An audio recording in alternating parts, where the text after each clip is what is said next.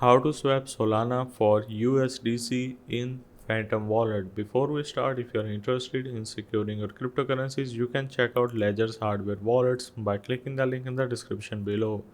So first of all, start by opening up your Phantom wallet, and there are two ways that you can swap your Solana for USDC. The first one is of course the building. You can simply select the token by searching for USDC. Otherwise, you can simply go for the browser on the bottom right and then click on Jupiter or Radium. These both platforms offer the swap option.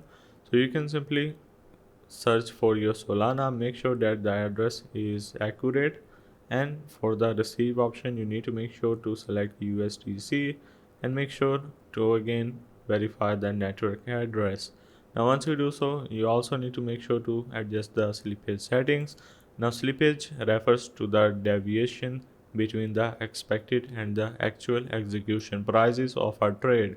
It occurs when the bid or ask spread changes between the time a market order is requested and when it is executed by an exchange or other market makers. Also, there are more categories in the slippage as well, like positive, negative, and no slippage.